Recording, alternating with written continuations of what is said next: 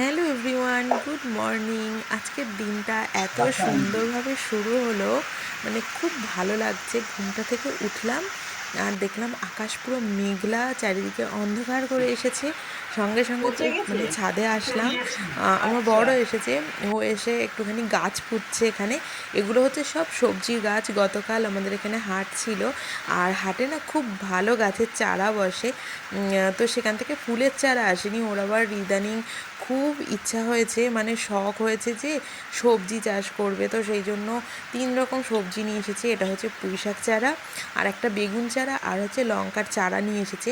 তো আমি বললাম, বৃষ্টি যখন পড়ছে, মরশুমের প্রথম বৃষ্টি, তুমি এই চারাগুলোকে বসিয়ে দাও। তার বৃষ্টির জল পেয়ে না খুব মানে তাড়াতাড়ি আর কি বাড়ে এই জিনিসগুলো, মানে সবজি টবজি চারা। পুঁই শাক তো একটুখানি বৃষ্টির জল পেরেই পুরো তরতর করে বেড়ে যায়। তো মানে সেই জন্যই ও আর কি ওটা করছে। আর আমি থাকতে না পেরে ঘর থেকে একটা ছাতা নিয়ে এসে মানে ছাদের মধ্যে আর কি ঘোরাফেরা করছি। একটু ভিজতে পারলে ভীষণ ভালো হতো, কিন্তু এখন ভিজলে না, মানে হঠাৎ করে বৃষ্টির জল মাথায় পড়লে আমার প্রচণ্ড ঠান্ডা লেগে যাবে, যেহেতু সাইনাসের একটু প্রবলেম আছে। তো সেই জন্য আর কি বৃষ্টিতে ভিজতে পারছি না, কিন্তু ওই উপভোগটা আর কি করছি। ছাদের মধ্যে ঘুরছি। আর মানে ভীষণই ভালো লাগছে সকাল সকাল এরকম একটা ওয়েদার। এরকম বৃষ্টি থেমে ওয়েদারে না আবার কার কী রোদ্দুর উঠে করতে গেল। ভালো লাগে বলো তো? আমার তো কিচ্ছু করতে ভালো লাগে না, শুধু মনে হয় চুপচাপ বসে থাকি। কিন্তু এই যে ছেড়ে বৃষ্টি থেকেই হবে। পড়ার সাথে সাথে, মানে বৃষ্টি একটুখানি হলো, তারপরে আবার রোদও উঠে গেল।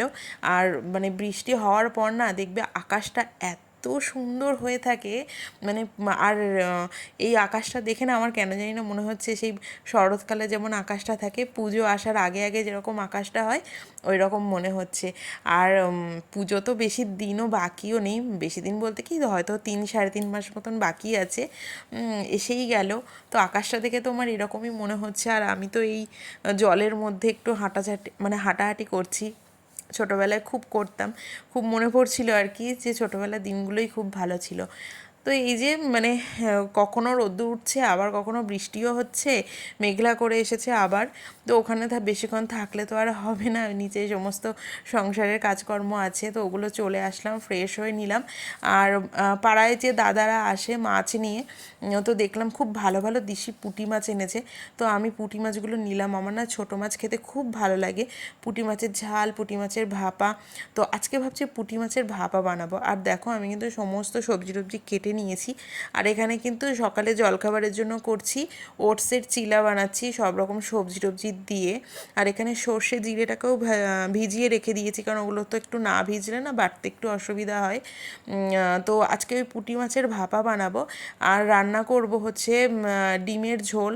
তো সেই জন্য কিন্তু ডিমটাকেও আমি সেদ্ধ করে নিয়েছি। আর ওদিকে আলুও কাটা হয়ে গেছে, সমস্ত রকম সবজিও কিন্তু কাটা হয়ে গেছে। আরে হ্যাঁ, তোমাদেরও তো বলতে ভুলেই গেছি, কলমি শাকও রান্না করব আজকে। শাকটা গতকাল রাতেই না বেছে রেখে দিয়েছিলাম, কারণ শাকটা বাছতে না অনেকক্ষণ টাইম লাগে। তো সকালবেলা দিনের দিন শাক কেটে রান্না করতে গেলে অনেকটা দেরি হয়ে যায়। আর আমি একটু রসুন ফোড়ন দিয়ে, কালো জিরে ফোড়ন দিয়ে শাক রান্না করি। তোমরা সবাই হয়তো সেরকমটাই করো, কিন্তু আমার এই শাকের মধ্যে রসুনটা না এত সুন্দর খেতে লাগে। মানে বিয়ের আগে আর কি মা যখন করতো না, আমি রসুনগুলো খুঁটে খুঁটে সবই খেয়ে নিতাম বলতে গেলে। কিন্তু এখনই না ছাড়ানোর ভয়ে আমি খুব বেশি রসুন দিতে পারি না। তো যাই হোক, অনেকটাই রসুন আজকে দিয়েছি আমি। আর কলমি শাকগুলো না আমি কাটতে পারিনি খুব একটা, পাতাগুলো আর কি কুচি করতে পারিনি। আর একটু কুচো করলে না ভালো হতো। আর আমার বরকেও দিয়ে বাছাচ্ছিলাম তো শাকগুলো, মানে আমরা দুজন মিলে আর কি বাছছিলাম। তো ও শাকের যে ডান্ডিগুলো থাকে ওগুলো বেশ কচি কচি ছিল, মানে ডাঁটাগুলো, কিন্তু ও না মানে ফেলে দিয়েছে, সেভাবে অতটা বুঝতে পারিনি। বললাম ঠিক আছে, যখন ফেলে দিয়েছে মানে পোকা পাতাগুলো সব কিছু ওর সাথেই রয়েছে, তো সেই জন্য আর নেইনি। এর সাথে ওই ডাঁটাগুলো কুচিয়ে দিয়ে দিলে না খুব ভালো লাগে খেতে। আর এখানে দেখো আমি আলুগুলোকেও না সিদ্ধ করে নিচ্ছি, যেহেতু গোটা গোটা আলু দিয়েছি না, গোটা গোটা আলুগুলো শুধু ভাজলে পরে সিদ্ধ হবে না ভালো করে, দুটো সিটি নিয়ে নিলে বেশ ভালোই সিদ্ধ হয়ে যাবে। আর আজকে একদম মানে ছোট ছোট আলু আছে তো, ডিমের সাইজেই আলুগুলো, তো সেই জন্য সবই গোটা গোটা আর কি ইউজ করছি। তো দেখা যাক কীরকম লাগে খেতে, আশা করি ভালোই লাগবে। আজকে ভেবেছিলাম কি একটু অন্য রকমভাবে ডিমের ঝোলটা বানাবো। মানে আমি একটা ভ্লগ দেখছিলাম, বাংলাদেশি একটা ভ্লগ দেখছিলাম, তো তারা যেভাবে রান্না করে মানে আলুগুলোকে না সিদ্ধ করে নিয়ে একটু ভেঙে ভেঙে দেয়, তাতে নাকি খুব সুন্দর টেস্ট লাগে। তো আমি আর ওই রকমভাবে মানে করা হয়ে উঠলো না, ভেবেছিলাম করব কিন্তু আর হয়ে উঠলো না। ঠিক আছে, অন্য আরেকদিন করব, আজকে শুধু এভাবেই করি। আর দেখে না বোঝা যাচ্ছে না যে কোনটা ডিম আর কোনটা আলু। আর আজকে না মানে বৃষ্টি দেখতে দেখতে এত বেশি লেট হয়ে গেছে আমার সমস্ত কিছু মানে কাজকর্মতে, রান্না করতে করতে আমার 12:30 বেজে গেছে। আর আজকে একদম ইচ্ছাই নিজেই কেস খেয়েছি, মানে নিজেই নিজের আর কি বলে না, মানে নিজেই নিজের বাস নিজে ইচ্ছায় নিয়েছি। তো আমি তো একে পুঁটি মাছ কাটতে পারি না, মানে পুঁটি মাছ বলে না, আমি কোনো মাছই কাটতে পারি না, যা আনা হয় বাজার থেকে কেটেই আনা হয়। তার মধ্যে আমি পুঁটি মাছ নিয়েছি, এই ছোট ছোট মাছ, মানে আমার দিন কাবার হয়ে যাবে মনে হচ্ছে কাটতে কাটতে, তবুও আমাকে কাটতে হবে। আর আমি ওদিকে সব রান্না করেই এই মাছটা আর কি কাটবো, কারণ এমনি তো মাছ কাটতে পারি না, সমস্ত আর কি আঁশ টাশগুলো ছিটবে। একেবারে স্নান করে এসে মাছের যে রান্নাটা করব সেটাই আর কি করব। তো মাছের না রান্না করব হচ্ছে পুঁটি মাছের ভাপা, মানে মাছগুলোকে ভাজবো না, কাঁচা অবস্থাতে না ভাপা করব। এই রান্নাটা মানে ভীষণ ভীষণ টেস্টি। আর যেহেতু জিরে বাটা দেবো না, আমার না জিরে বাটার গন্ধ এত ভালো লাগে, মানে গুঁড়োর থেকে না কাঁচা জিরে বাটাটা খুব ভালো লাগে, কিন্তু ওই যে সময়ের অভাবে করা হয় না। আর এই যে দেখো কালারটা হচ্ছে, দেখো কি সুন্দর এসেছে না, খেতেও না অপূর্ব হয়েছে। তোমাদের সাথে এই রেসিপিটা আমি শেয়ার করব, অবশ্যই শেয়ার করব, আমি ভিডিও করেছি। আর এই হচ্ছে সমস্ত কিছু রান্নাবান্না, কলমি শাক ভাজা, ডিমের ডালনা আর ওই পুঁটি মাছ ভাপা। তো আমরা এখন খেতে বসে গেছি, খাওয়া দাওয়া কমপ্লিট করে নেব এখন। আর গতকাল রাতে না আমি ম্যাঙ্গো আইসক্রিম বানিয়েছিলাম, মানে ম্যাঙ্গো কুলফি আইসক্রিম বানিয়েছিলাম। তো ওটা তো একটা দিন মানে গোটা দিনই আর কি ফ্রিজে রাখতে হবে ডিপে, না হলে তো জমবে না। তো এখন দুপুরে খাওয়া দাওয়ার পর একটু মিষ্টি মিষ্টি আইসক্রিম হলে মন্দ হয় না, তো সেই জন্য ওটাকে বের করে কেটে নিচ্ছি। আর এই রেসিপিটা কিন্তু তোমাদের সাথে আমি খুব শীঘ্রই শেয়ার করব।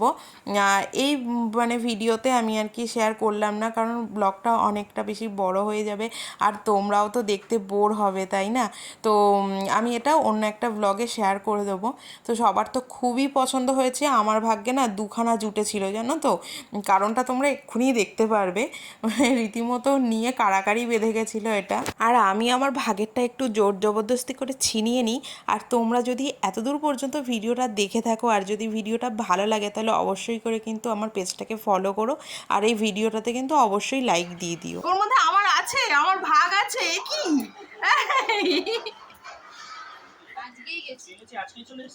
বাবা।